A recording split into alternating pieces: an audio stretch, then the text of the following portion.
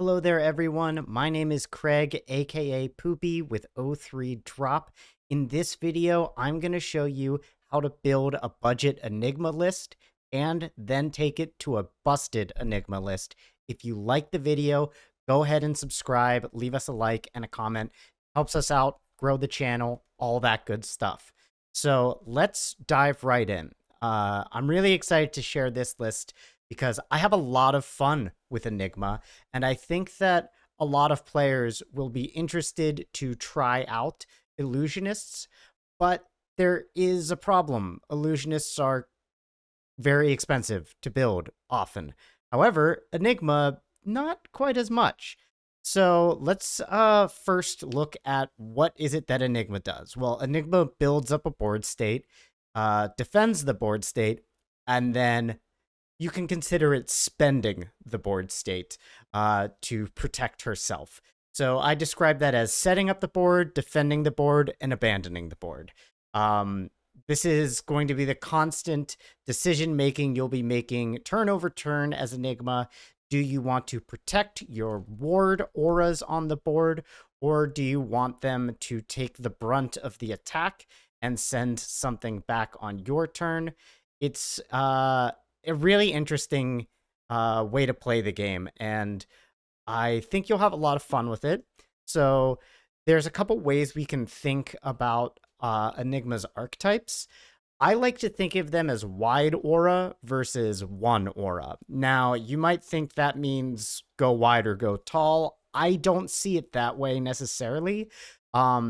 There's a lot of auras that get additional value from being the only aura. It's not necessarily going to be going tall, but it will get additional value for being the only one on the board. So I think a great example of a card that plays well in a wide aura strategy is Astral Etchings. It says put 3+1 counters on target aura with ward you control. If you control a spectral shield, you may play this as though it were an instant, and it blocks 3.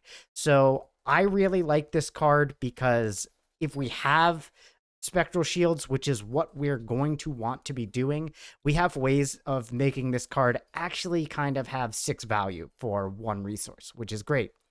Spectral Manifestations, I think, is a fantastic card if we're going for more of a one aura approach, because it has create a spectral shield token. Then, if you control no other illusionist auras, put 3+1 counters on it. Now, I could definitely see playing Astral Etchings in a single aura build, but I just wanted to put these out there as 2 of Enigma's cards that I think kind of show what we might be doing with this deck. So we can see that one of the things that Enigma cares about is blue pitch cards. They matter when you pitch them, they matter when you play them. And 2 examples of this are Waxing Spectre, which gets a +1 counter when it enters the arena if you've pitched a blue card, and the Chi cards. All of them, of course, transcend if you've played a blue this turn. And one of the ones I wanted to highlight was the Sacred Art Immortal Lunar Shrine, since that is sort of Enigma's specialization, right? We don't have other mystic illusionists. If we ever get them, they will have access to this card, but it is functionally a specialization. So when we want to preserve the board, we can do that in a couple of ways. And one of the ways we can do that is with high value blocks. So these are going to be your defense reactions, right? Sink Below is especially great in this deck because Enigma runs a fair amount of no blocks. So having this above average defensive value that lets you filter out one of those cards from your hand makes this an easy 3 of. Now, Stonewall Gauntlet is another card that has a lot of value in certain matchups. You're not going to bring it to everything, but it has when this defends an attack with power greater than its base, opposing attacks get -1 this combat chain. So obviously, if it is blocking an attack with power greater than its base, it immediately has 2 value, and then it has 1 additional value for each card they play that combat chain, and that can be very impactful in the course of a game. We also can protect our board by whittling our opponent's hand down so that they don't have as much momentum to come back with and take out our board. I like to do this in a couple of ways. You'll see in our budget list, I run cut down to size, which is a nice way to demand our opponent give us a card. And then there's also Phantasmaclasm. Now, Phantasmaclasm is a little bit different. It does present more damage, but the threat of Phantasmaclasm is more that you're able to look at the defending hero's hand, choose a card, they put it on the bottom of their deck, and draw a card. So this is a great way of ripping blues out of a Guardian's hand. If they've got 3 reds, that's going to have a lot of value in that. You're going to be able to strip about 4 value off of an attack just by taking out a blue card. So this is a really great way to mess with opponents' hands and also to plan your blocks for your next turn. You get to see the value that they are going to present and time your blocks accordingly if you're going to keep your board around. When we look at the budget for this deck, I gave it a grade of a B, B- deck.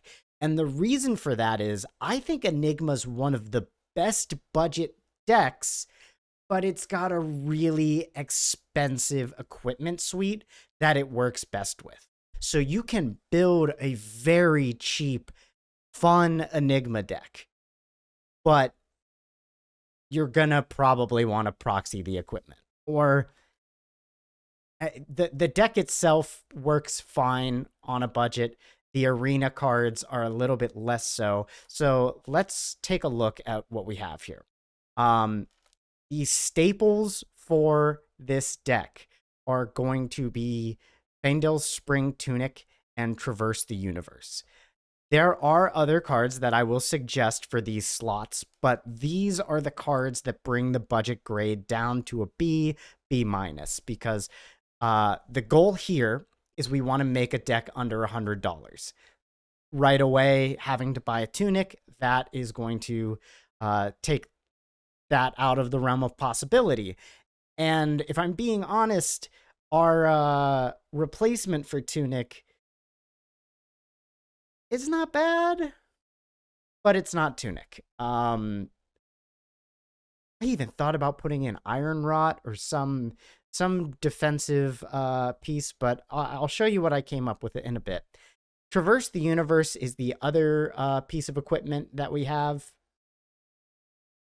The other option that we have is a little bit better than what we're lacking in the chest, but I think Traverse is still easily the best option.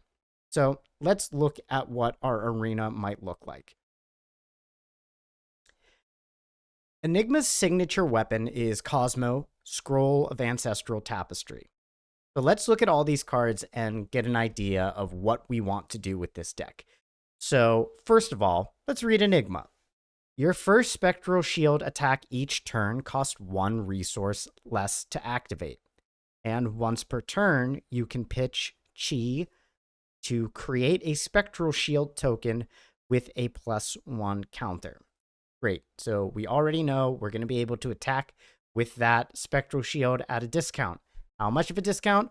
Well, it's going to be free because Cosmos, Scroll of Ancestral Tapestry, which turns our auras with ward into weapons with base power equal to their ward value, gives them once per turn action for 1 resource attack. So we already, off of Enigma's ability, have a free attack. It also says your attacks with 1 or more +1 counters go again. So if we use Enigma's ability, we attack for 0 resources for a 2 value attack with go again. Great. Very simple. We will have to keep that Spectral Shield around, but we have ways of doing that. We also have some other weapons that are worth considering. We have Iris of Reality and Reality Refractor. Reality Refractor is the one that I would consider over Iris of Reality, because Iris of Reality would give your first attack 2 resources, it's 4 with Go Again. But Reality Refractor would make a 1 card 5 or a 1 card 6 because your Spectral Shield that you create is going to have base power of 5 plus a +1 counter, and it's only going to cost a single resource to attack. So if you did want to try something a little bit different than what we're going to go with here, which is Cosmo, I suggest Reality Refractor. It pairs very nicely with Tunic, but let's move on. I already mentioned that the signature headpiece is going to be Traverse the Universe, but we have a couple alternatives that we can consider, one being Crown of Reflection. It is an head slot with 0 base power, or base defense, I should say, but it does have Arcane Barrier 1, so we are going to run this in our main list, even if we do have Traverse the Universe for certain matchups like Kano. And Crown of Reflection has instant, destroy Crown of Reflection, destroy target illusionist aura you control. If you do, you may put an illusionist aura from your hand into the arena with cost less than or equal to the aura destroyed this way. Activate Crown of Reflection only during your action phase. So it is an instant, but it is only during your action phase. So that is important to consider. We also have Diadem of Dream State. Now, this is a very high risk and quite frankly, meh reward, because this has Ward 2. So you're going to be needing to defend this as soon as the game starts. I don't think I would ever run this headpiece if I knew I was going second. It has once per turn, whenever a non-token permanent you control with ward is destroyed, you may pay 1 resource. If you do, create a ponder token. So it is a interesting headpiece. I just don't think that in CC we're going to find much value for it.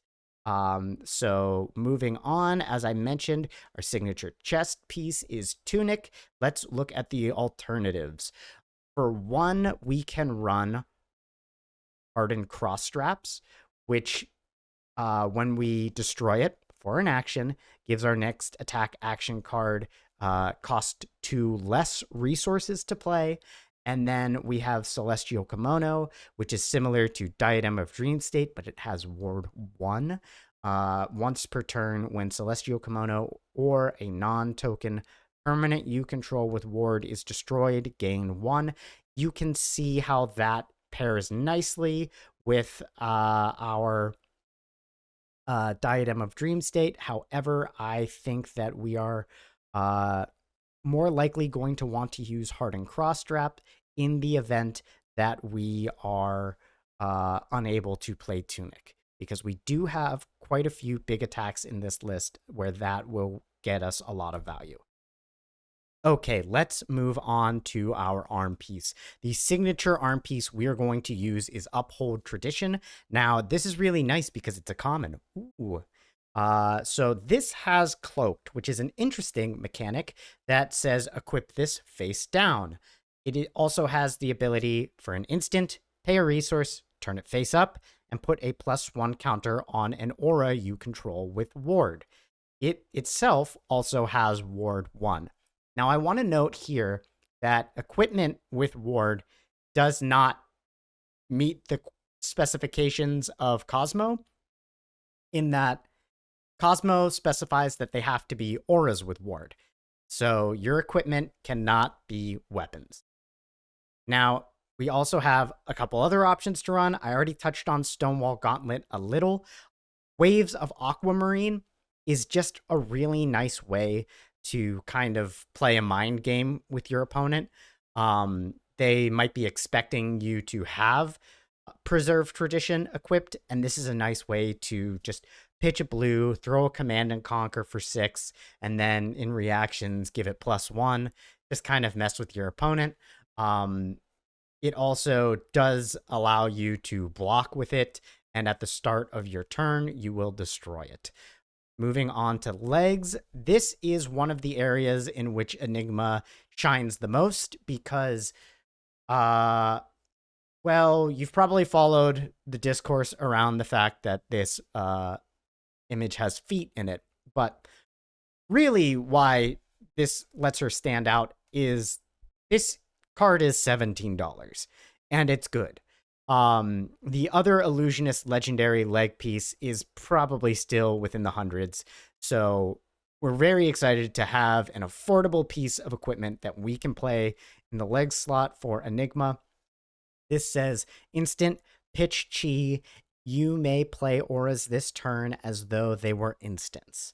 Whenever you pitch chi, you may have this get ward 3 until end of turn.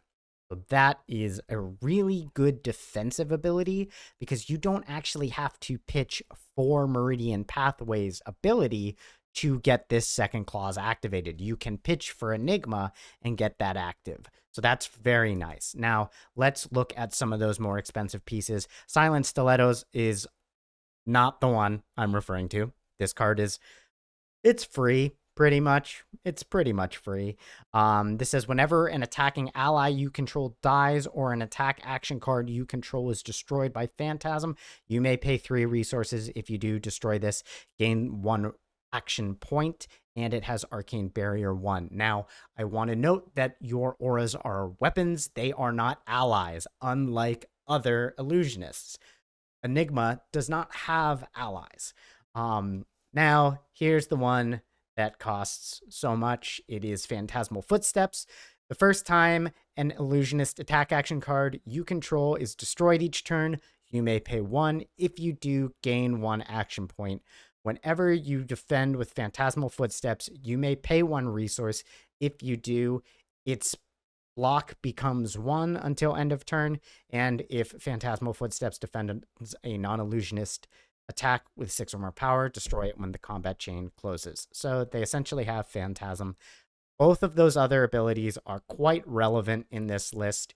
In fact, I think the second one even more so than the first. So unlike Prism, where this first ability is really the most important part, I think the second ability in this list makes a case for being its stronger ability. Now, in our budget deck, our arena looks like this. We are running Cosmo. We will run Crown of Reflection, Ardent Crossstraps, Meridian Pathways, and Uphold Tradition as our primary equipment suite.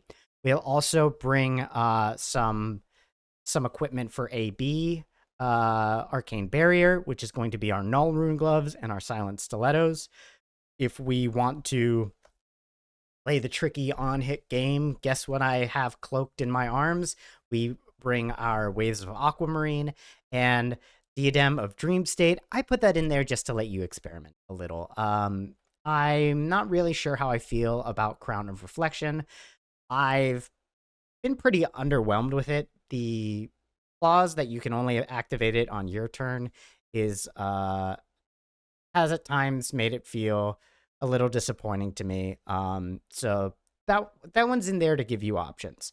But if we're looking at what we're running in a busted list, we are running all of the legendaries we talked about previously: Faendal Spring Tunic, Meridian Pathways, Traverse the Universe, Stonewall Gauntlet, and Phantasmal Footsteps. We also bring in our Arcane Barrier in Crown of Reflection, Null Rune Gloves, and Silent Stilettos. And of course, we are running Uphold Tradition for most matchups. Now, let's move on to some cards that we're always going to run in this Enigma list. I should say there's many ways you can build Enigma. She's very, very flexible. Whatever you find works best, go with that. But I want to give you a starting point. So these are the cards that I would choose to run in my Enigma list, regardless if I was on a budget or no. So let's start with our ward cards.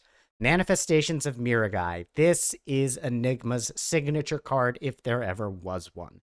This enters the arena with 2+1 counters. If a chi was pitched to play this instead, this enters the arena with 4+1 counters, and its ward is equal to the amount of +1 counters on it. So, as I mentioned before, you have Spectral Manifestations and a Spectral Shield out.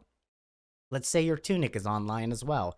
You can pitch a blue, you can pitch a Chi, play this, and then at instant speed, use your Tunic resource to pay for spectral manifestations, and suddenly this is coming in for 14. So that's a very powerful card to stick around on the field, and to only cost 1 resource to attack with. Actually, I didn't account for that in that scenario there. You still have to pay for this to attack. It's not a spectral shield.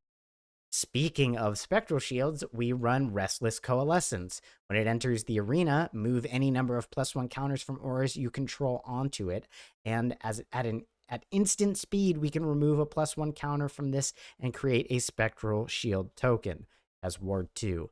Now, this is one of the most fun cards in Flesh and Blood right now, in my opinion, because you can attack with your spectral shield, instant this in, take all the counters off of it, swing with this with all the counters on it, then remove a counter and make a spectral shield and attack with that.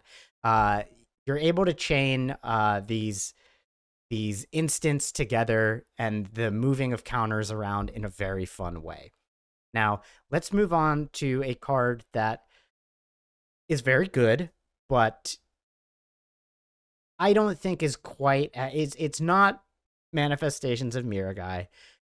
Let's talk about Rage Spectre. Rage Spectre has, when this enters the arena, if you control no other illusionist auras, gain 1 action point, and during your turn it has Ward 6, otherwise it has Ward 1.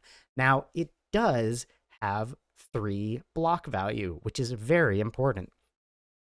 We need that to be able to protect cards like Manifestations of Miragai. This is also a really powerful card on the offense.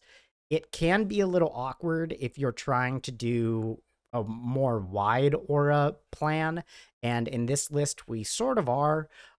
So this is a great card for rebuilding. When you have this in your hand and you know you're not going to be able to block out an entire hand from a ninja, maybe just give up your auras that you have on the field and then start fresh with this. As long as you pitch a blue, you will have a resource to attack for it. So it starts at a 2-card 6, which is exactly where you would want a 2-card attack to be. So let's move on to 10,000 Year Reunion. You may remove 3 +1 counters from among auras you control rather than pay this card's cost. And it has Ward 10. We run 1 copy of this. If we can get it out and protect it, it's very good. However, we have to get it out and protect it, and that can be difficult. And we are sacrificing other threats on the board to do so. We are giving up counters on spectral shields, most likely, that attack for free and have go again. And notably, we don't move those counters onto this, so this won't have go again. But if we are able to get it out, if we are able to protect it, it is absolutely a massive threat. Let's move on to Waning Vengeance. When this leaves the arena, if you've pitched a blue card this turn, create a Spectral Shield token. This one I'm a little bit less sure about. I typically don't like to pitch a card and play a card just to get 3 value. Even if it's 4 value on defense, Sink Below costs 0 and is 4 value. So I'm not entirely sure how I feel about this card, but it does play within the themes that we already have going, so I wanted to keep it in here. Plus, it is also another Mystic Illusionist card, and we're playing Enigma, so let's play with her tools. Moving on, we have Waxing Spectre. Now, this one I like quite a bit more because it has when this enters the arena, if you've pitched a blue this turn, it enters with a +1 counter. So right away, you're going to be able to swing with this for 4. If you've pitched a blue, you'll have that extra resource floating. So Waxing Spectre, I like quite a bit. Let's move on to how are we going to defend these cards. We're going to do it with D-Reacts. We're always running Unmovable in the list.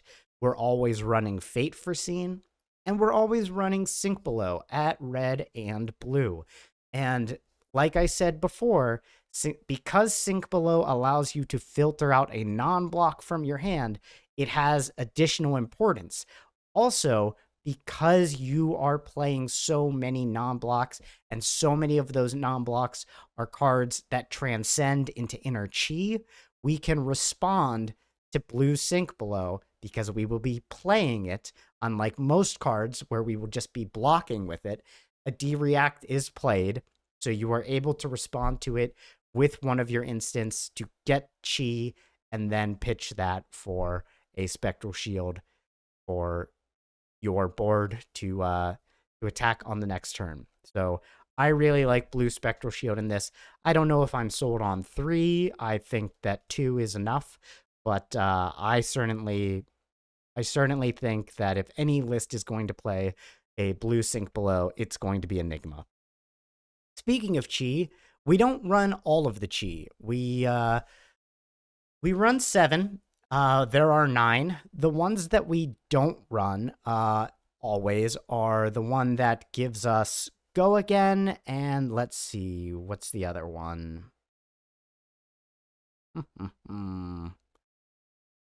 Not exactly sure what the other one is that we're missing.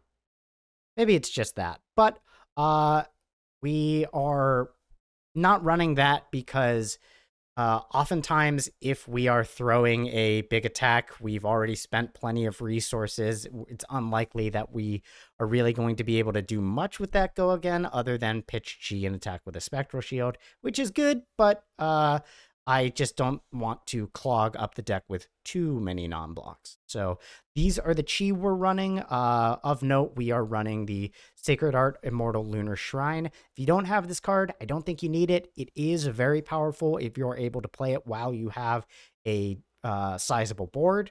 However, I do think it's one of the harder chi cards to get value out of, or rather, one of the harder Sacred Art cards. Here are the cards that we are also running in our support. We are running Astral Etchings, as I mentioned before. We're going to run Shimmers of Silver, which is one of our more expensive cards in this list. It has Spectra, so unlike Ward, it is not destroyed when they attack you. They have to attack the aura itself, and they lose their action point from doing that. Its effect is once per turn. Whenever you attack with an illusionist or a weapon, put a +1 counter on it, which is very good if we have our Manifestations of Miragai. And if we have Haze Bending in the field and Manifestations of Miragai, we can pop our headpiece to instant this in. Haze Bending says, whenever Haze Bending or another illusionist non-token aura you control is destroyed, create a Spectral Shield. That's just a little bit of redundancy for our Spectral Shield plan. So these are the cards that we keep in the list at all times for support. And as I mentioned before, I like to approach Enigma and defending our board by adding some hand hate. And the cards we're always running for that are going to be a blue Pummel and Phantasmaclasm. Obviously, if you are able to connect with a Pummel, they are going to discard a card, and Phantasmaclasm lets you filter out a card from your hand.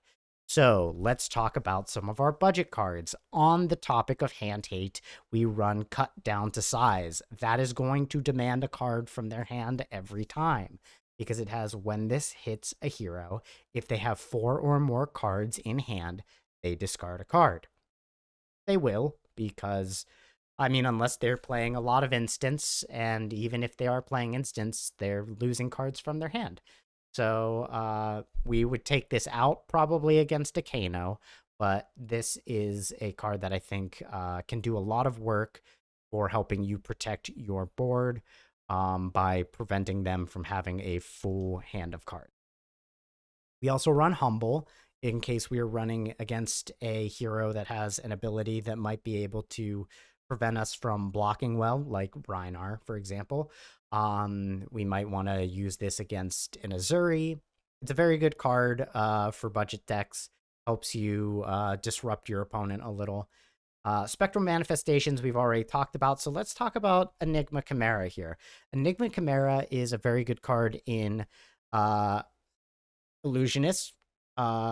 Well, specifically Enigma, in that it is 2 resources for an 8 power attack. So right away, it's above rate. It does have Phantasm though. So this is the tricky part.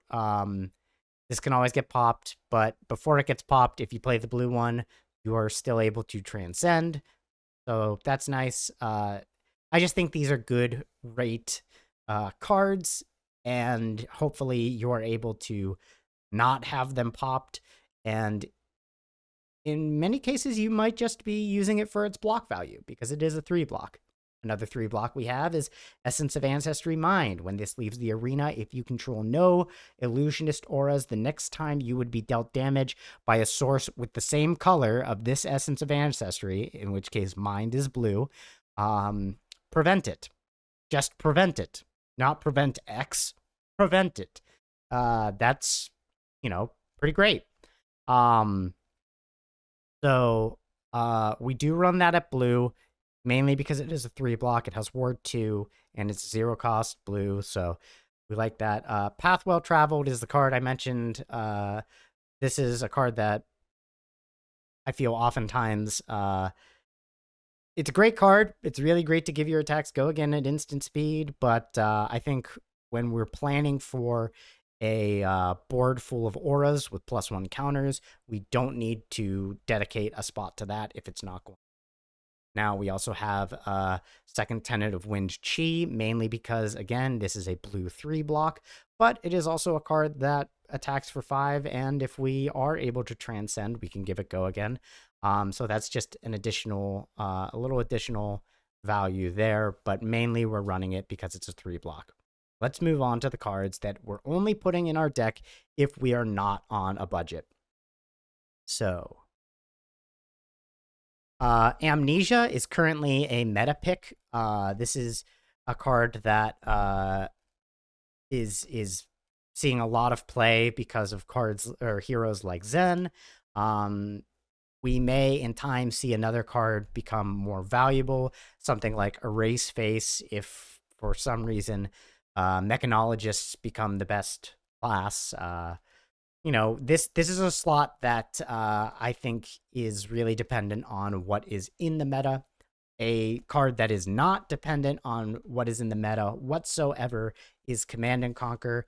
You know it, you love it, you hate it. It's Command and Conquer. Let's talk about a card you might not know as well, Miraging Metamorph. This is great. It's a 1 resource cost card. You can play this off Tunic, and it attacks for 7. And if they pop it, you make a copy of an aura you control. If you have Mirror Guy on the field and you blocked with all of your hand except for this, and you have Tunic, just send this, and then they either have to take 7, block it out, but they can't pop it because then you're going to get another Mirror Guy. So I love this card. This is a great card in this list. Another great card in this list is Dissolve Reality. Each hero puts all cards in their arsenal on the bottom of their deck and creates a Ponder token. There's a couple things that you can do with this that might not be immediately obvious. One of them is it allows you to arsenal Chi. And you might think, why would I want to do that? Well, just because it doesn't block. So if you have this in your hand and you have additional Chi that you don't have a use for, maybe, you can put it in your arsenal and then Dissolve Reality on the next turn. Also, obviously, it prevents your opponent from being able to set up something like, a Nitro Mechanoid that they might want to put in their arsenal, or a Leave No Witness. Just be able to say, no, you're going to get a card back, but for right now, you can't have that one. Hold the Line is another great defense reaction. It blocks for 2, but if the opponent has drawn 2 or more cards this turn, it also has Prevent the Next 3 damage that would be dealt to your hero this turn, and that is separate from the instance of blocking. So that is static. That just, once you play this, it will prevent the next 3 damage. And that happens in multiple instances if it needs to. It's not up to 3. It's the next 3 damage, not from one source, just the next 3 damage. So Hold the Line is great. We also have Levels of Enlightenment, the best Mystic card.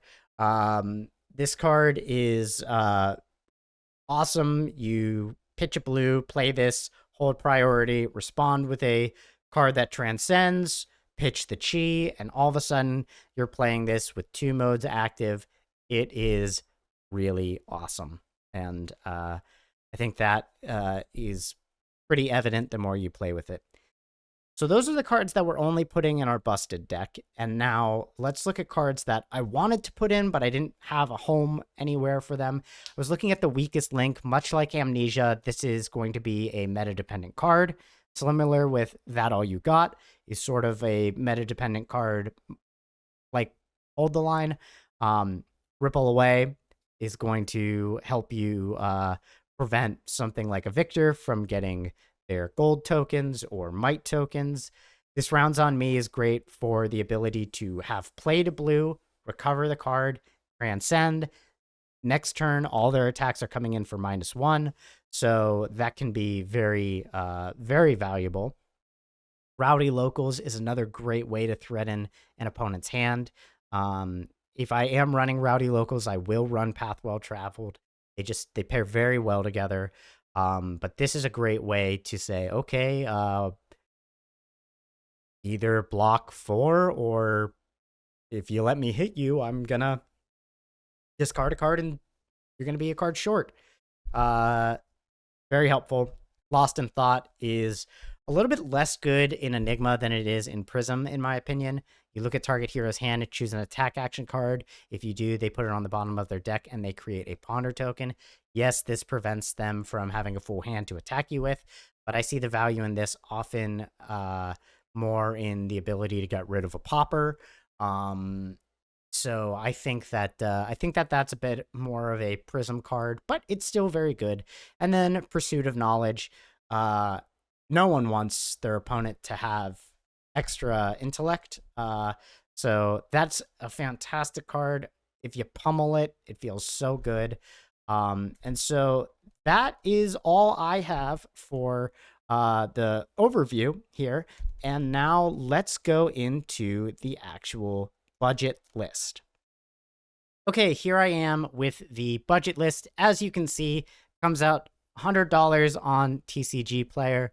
Before we get too much into the list, let's just look at the pricing and see how many cards are over $1.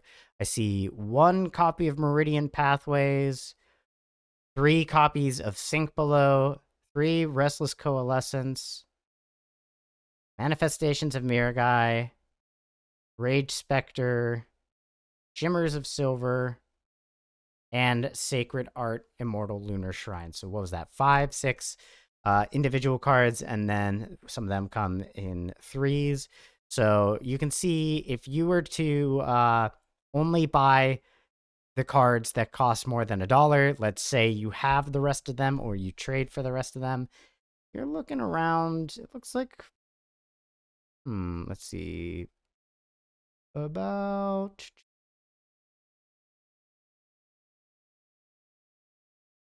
probably about $50, right? So not too bad. So obviously I already showed the equipment list. Let's go through the deck. We have our 100-year reunion, our astral etchings. We are only running 2 cut down to size, and I'm doing that because it's a 2 block. I really want to prioritize having 3 blocks, and I would prefer to just send 8 that they give me a card for than send 6 if what I'm sacrificing is a point of block value, because protecting our board is the name of the game. We are running both Waning Vengeance and Waxing Spectre, which makes that a little harder, but they do have ward.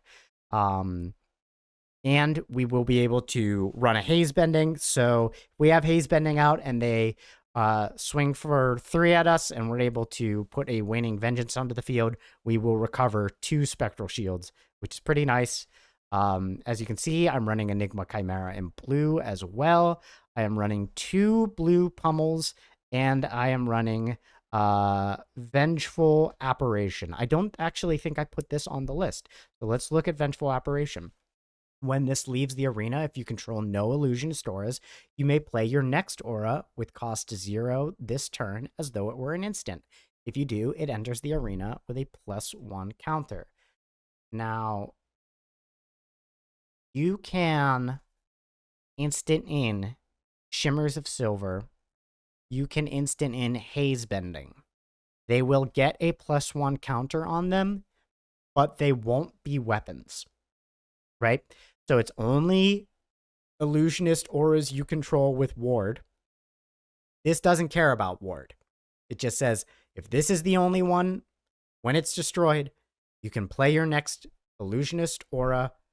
Not even illusionist, you play your next aura with 0 cost this turn as though it were an instant. Okay? Also of note, it cares about illusionist auras. If for some reason we enter a meta where generic auras are very popular, this won't care about that.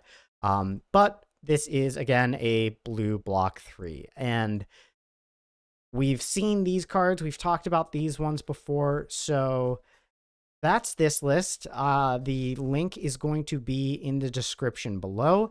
Let's just quickly kind of brush over why Hardened Cross Straps if we're not able to run Tunic. And the answer is pretty simple. Cut down to size, Enigma Chimera, and Enigma Chimera.